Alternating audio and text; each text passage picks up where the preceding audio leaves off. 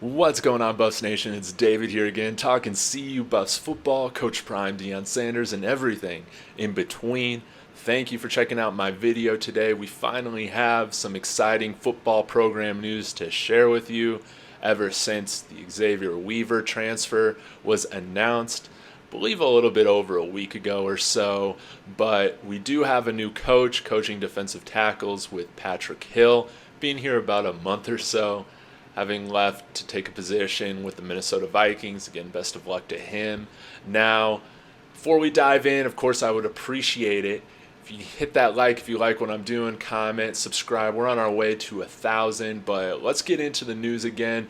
Normally, with CU losing coaches in the offseason, I would be pretty worried. Again, a lot of us Buffs fans still have, I guess, some PTSD, for lack of a better term, with Mel Tucker leaving after National Signing Day a few years ago.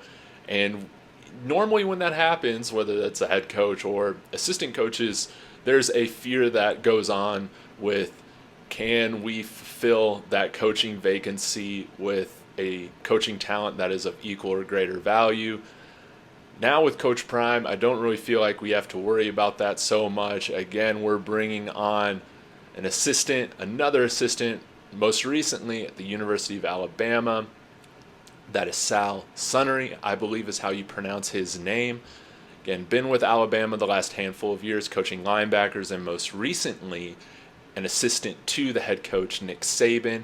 He worked with Charles Kelly at Florida State when they won a national title, I believe in 2013, 2014, around that time. And he's had other pit stops like at Florida as well. But this is a really big deal.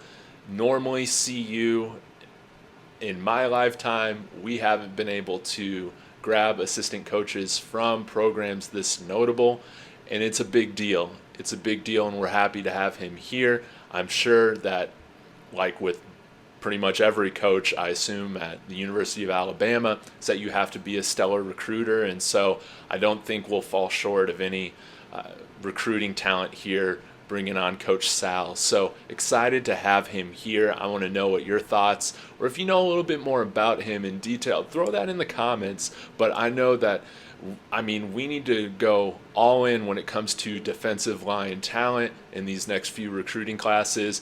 I spoke a little bit about this during my video yesterday on Victory Johnson, but right now, if I'm looking at the roster, I feel like the position groups with probably the most uncertainty right now are linebacker as well as the defensive line. So guys like T.A. Cunningham in next year's class, I know that we're trying to go after him.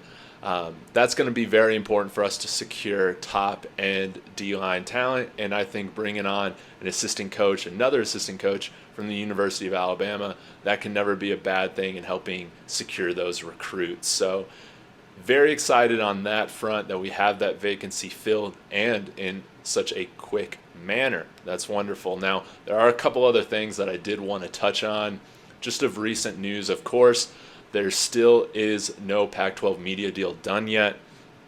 Who knows when it's coming at this point?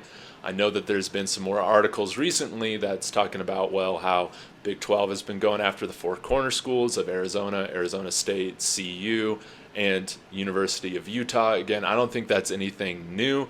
There were rumors about something like that going back to last summer. Again, it's hard for me to see any of these schools right now leaving for the Big 12 if the money is going to be similar right now. Again, that could change if this media deal is a total failure, which I don't expect it to be a total failure. Right now, I'm expecting it to be within that range that the Big 12 and ACC is at, kind of around that. But if it is a failure where we're taking significantly less money, I guess really anything is possible. But hopefully that is announced before March Madness starts. Again, we'll see. And then the other thing that I did want to bring up that was kind of funny was, I know Coach Prime has been talking about recently, hey, help get our followers up.